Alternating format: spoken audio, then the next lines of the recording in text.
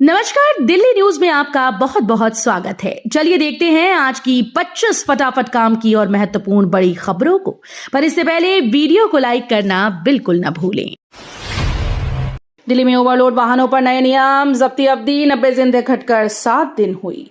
दिल्ली में ओवरलोड वाहनों के खिलाफ कार्रवाई के नियमों में बड़ा बदलाव किया गया है। नए प्रावधानों के तहत अब पकड़े जाने पर वाहन की जब्ती अवधि 90 दिन के बजाय अधिकतम 7 दिन होगी। सरकार का कहना है कि संशोधित नियमों से प्रवर्तन प्रक्रिया अधिक व्यवहारिक और प्रभावी बनेगी, जबकि ओवरलोडिंग पर कार्रवाई पहले की तरह जारी रहेगी। अधिकारियों ने वाहन मालिकों से निर्धारित भार सीमा का पालन करने की अपील की है। दिल्ली में 300 नई इलेक्ट्रिक बसेस को हरी झंडी, सार्वजनिक परिवहन को मिलेगी बड़ी राहत। दिल्ली में सार्वजनिक परिवहन को मजबूत करने के लिए 300 नई इलेक्ट्रिक बसेस की शुरुआत की जा रही है। इन बसेस को कल केंद्रीय गृह मंत्री हरी झंडी दिखाएंगे। इस पहल से यात्रियों को अधिक सुविधाजनक, पर्यावरण अनुकूल और सस्ता सफर मिलने की उम्मीद है। नई इलेक्ट्रिक बसेस के संचालन से प्रदूषण कम करने और ट्रैफिक दबाव घटाने में मदद मिलेगी। सरकार का दावा है कि इससे शहर की सार्वजनिक परिवहन व्यवस्था और अधिक आधुनिक व प्रभावी बनेगी। दिल्ली मास्टर प्लान में देरी से दुकानदार परेशान, 4.5 साल से अटका अपडेट पर सवाल। दिल्ली में मास्टर प्लान में लगातार हो रही देरी को लेकर दुकानदारों और व्यापारियों में नाराजगी बढ़ रही है। करीब 4.5 साल से अपडेट लंबित होने के चलते विकास और नियोजन से जुड़े कई फैसले अटके हुए हैं। व्यापारियों ने मुख्यमंत्री से सवाल किया कि आखिर नया मास्टर प्लान कब लागू होगा। उनका कहना है कि स्पष्ट नीति न होने से व्यावसायिक गतिविधियां प्रभावित हो रही हैं। दिल्ली में फर्जी आधार, मतदाता कार्ड, रैकेट का भांडाफोड़, कम कीमत पर बनते थे नकली दस्तावेज। दिल्ली में पुलिस ने फर्जी दस्तावेज बनाने वाले एक बड़े रैकेट का भांडाफोड़ कर दिया है। जांच में सामने आया कि आरोपी बेहद कम कीमत पर नकली आधार कार्ड और वोटर आईडी तैयार कर रहे थे, जिसमें आधार कार्ड 20 रुपए और वोटर आईडी 15 रुपए में बनाए जा रहे थे। पुलिस ने छापेमारी कर कई उपकरण और डिजिटल सामग्री बरामद कर ली।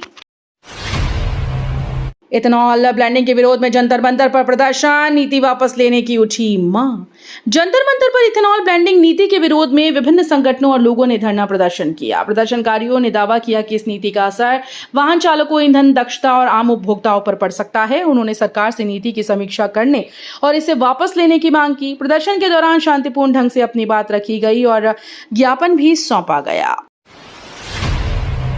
कनॉट प्लेस में बनेगा हाईटेक खादी भवन, खरीदारी के साथ कैफे और आधुनिक सुविधाएं मिलेंगी।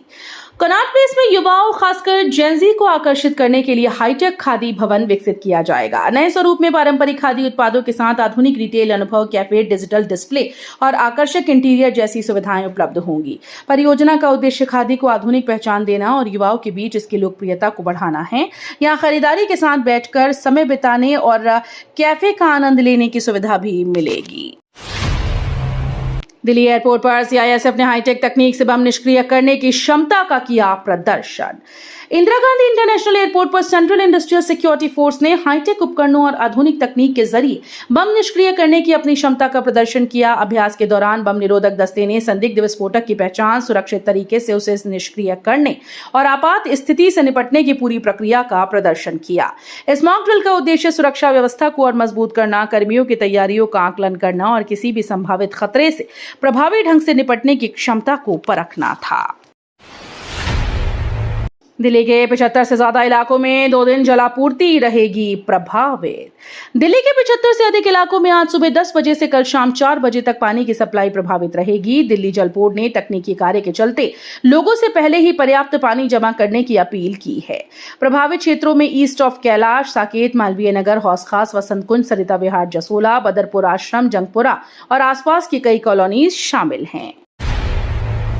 दिल्ली, यूपी, बिहार समेत कई राज्यों में भारी बारिश का अलर्ट, आईएमडी ने जारी की चेतावनी।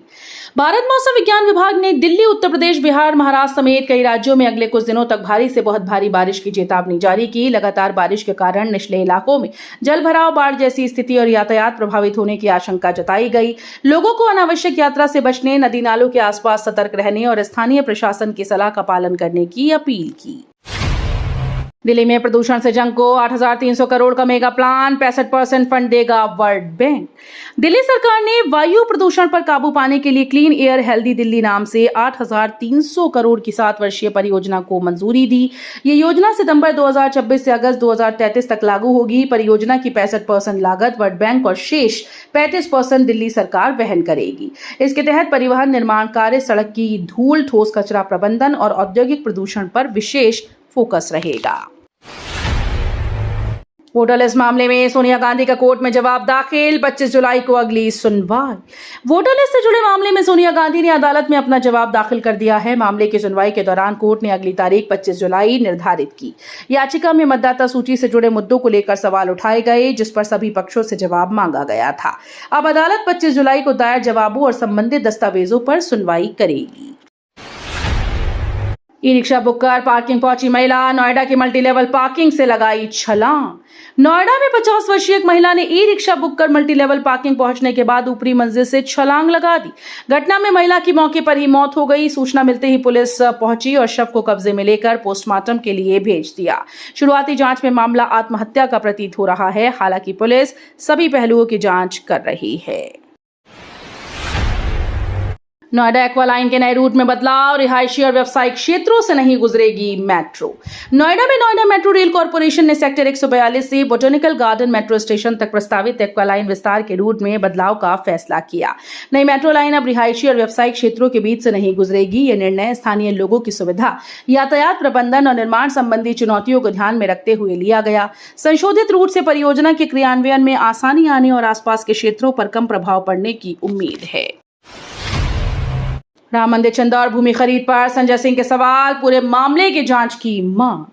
संजय सिंह ने राम मंदिर चंदा और भूमि खरीद से जुड़े मामले पर सवाल उठाते हुए पूरे प्रकरण की पारदर्शी जांच की मांग की। उन्होंने कहा कि इस मामले में सभी तथ्यों को सार्वजनिक किया जाना चाहिए ताकि लोगों के सामने पूरा सच आ सके। संजय सिंह के अनुसार दान और भूमि खरीद से जुड़े लेन देन पर उठ रहे सवाल गंभीर है और इसकी निष्पक्ष जांच जरूरी है। मोदी सरकार का बड़ा फैसला, एलएनजी सप्लाई पर लगी रोक हटाई। केंद्र सरकार ने देश में लागू emergency natural gas supply regulation order वापस लेने का फैसला किया। पेट्रोलियम एवं प्राकृतिक गैस मंत्रालय ने इसका आधिकारिक नोटिफिकेशन जारी कर दिया।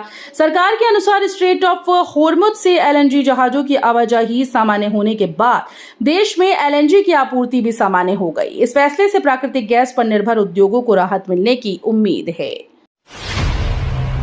राम मंदिर चढ़ावा विवाद पर पहली बार बोले मोहन भागवत। अयोध्या के राम मंदिर में चढ़ावे की कथित चोरी के मामले पर राष्ट्रीय स्वयंसेवक संघ प्रमुख मोहन भागवत की पहली प्रतिक्रिया सामने आई। उन्होंने कहा कि वो संघ के सरकार्यवाह दत्तात्रेय होसबाले के उस बयान से सहमत हैं जिसमें जांच में दोषी पाए जाने वाले हर व्यक्ति के खिलाफ कड़ी कार्रवाई की बात कही गई थी। भागवत ने संकेत दिया कि मामले की निष्पक्ष जांच होनी चाहिए और यदि कोई दोषी पाया जाता है तो उसे सख्त सजा मिलनी चाहिए। ओखला में एक्सपायरी डेट बदलकर खाद्य सामान बेचने वाला गैंग पकड़ा, 7 आरोपी गिरफ्तार। दिल्ली के ओखला इलाके में खाद्य उत्पादों की एक्सपायरी डेट बदलकर दोबारा बाजार और ऑनलाइन बेचने वाले गिरोह का पुलिस ने भांडाफोड़ कर दिया। कार्रवाई में 7 आरोपियों को गिरफ्तार किया गया। जांच में सामने आया कि आरोपी नामी ब्रांड के एक्सपायर्ड सामान को कम कीमत पर खरीदते थे और उस पर नई एक्सपायरी डेट वाले स्टिकर लगाकर दोबारा बेच देते थे। जयपुर पोलो ग्राउंड विवाद में दिल्ली हाईकोर्ट ने सुनवाई टाली, 9 जुलाई को अगली तारीख। दिल्ली में स्थित जयपुर पोलो ग्राउंड विवाद मामले में दिल्ली हाईकोर्ट ने सुनवाई को आगे बढ़ा दिया है। अब इस मामले की अगली सुनवाई 9 जुलाई को होगी, जिसमें दोनों पक्षों की दलीलें सुनी जाएंगी। ये विवाद जमीन उपयोग और प्रबंधन से जुड़े मुद्दों को लेकर चर्चा में है। अदालत ने फिलहाल कोई अंतिम निर्णय नहीं दिया है। दिल्ली वालों को राहत, लोनी रोड चौड़ीकरण से जाम को मिलेगी निजात। दिल्ली के लोगों के लिए राहत भरी खबर है। लोनी रोड के चौड़ीकरण का काम शुरू प्रस्तावित होने से क्षेत्र में लंबे समय से लगने वाले ट्रैफिक जाम से निजात मिलने की उम्मीद है। इस परियोजना से यातायात सुगम होगा और आसपास के क्षेत्रों में कनेक्टिविटी बेहतर। स्थानीय निवासियों और यात्रियों को रोजमर्रा की आवाजाही में सुविधा मिलेगी। प्रशासन का मानना है कि सड़क विस्तार से भीड़भाड़ कम होगी। नए एसओपी के बावजूद दिल्ली में पेड़ कटाई जारी, वन विभाग की लापरवाही पर सवाल। दिल्ली में पेड़ों के संरक्षण के लिए नई एसओपी लागू होने के बावजूद वन विभाग की गंभीरता पर सवाल उठ रहे हैं। आरोप है कि नियमों के बावजूद कई क्षेत्रों में पेड़ों की कटाई और नुकसान जारी है। पर्यावरण कार्यकर्ताओं का कहना है कि निगरानी व्यवस्था कमजोर होने के कारण हरित आवरण प्रभावित हो रहा है। वहीं स्थानीय लोगों ने सख्त कार्रवाई और प्रभावी निगरानी की मांग की है।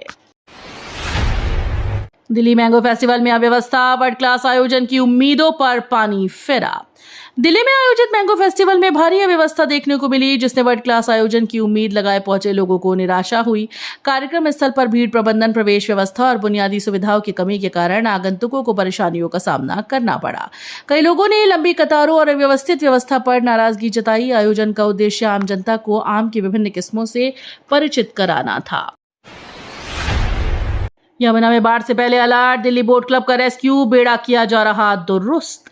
यमुना रिवर में संभावित बाढ़ की आशंका को देखते हुए प्रशासन ने अलर्ट जारी किया। दिल्ली में स्थित बोट क्लब के रेस्क्यू बेड़े और नाव की मरम्मत व दुरुस्ती का कार्य तेजी से किया जा रहा है। आपात स्थिति से निपटने के लिए बचाव दलों को भी सतर्क रहने के निर्देश दिए गए। निचले इलाकों में रहने वाले लोगों को सावधानी बरतने और जलस्तर बढ़ने पर सुरक्षित स्थानों पर जाने की सलाह दी गई। जीएसटी वसूली लक्ष्य से 9% पीछे दिल्ली सरकार, आय बढ़ाने को कराएगी विशेष स्टडी। दिल्ली सरकार को जीएसटी संग्रह के मोर्चे पर झटका लगा। वित्त वर्ष के लक्ष्य की तुलना में जीएसटी वसूली करीब 9% कम रहने के बाद सरकार अब राजस्व बढ़ाने के उपाय तलाशने के लिए विशेष अध्ययन कराएगी। इस स्टडी के जरिए कर संग्रह में कमी के कारणों की पहचान कर आधार बढ़ाने और जीएसटी अनुपालन सुधारने की रणनीति तैयार की जाएगी। गाजियाबाद में अवैध निर्माण पर बुलडोजर, सड़क किनारे बनी मजार और अतिक्रमण हटाया गया। गाजियाबाद के लोनी क्षेत्र में प्रशासन ने अवैध निर्माण और अतिक्रमण के खिलाफ बड़ी कार्रवाई की। अभियान के दौरान सड़क किनारे बनी एक अवैध मजार को बुलडोजर से हटाया गया। साथ ही दुकानदारों द्वारा सड़क पर किए गए अतिक्रमण को भी ध्वस्त कर रास्ता खाली कराया गया।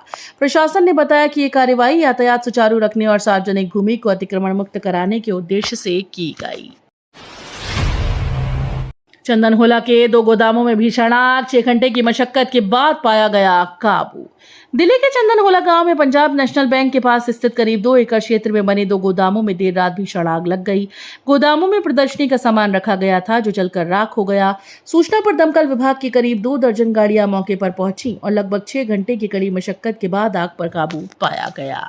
तो ये थी आज की बड़ी खबरें। रोजाना ऐसे ही सबसे पहले अपडेट पाने के लिए चैनल को सब्सक्राइब करना बिल्कुल न भूलें। धन्यवाद।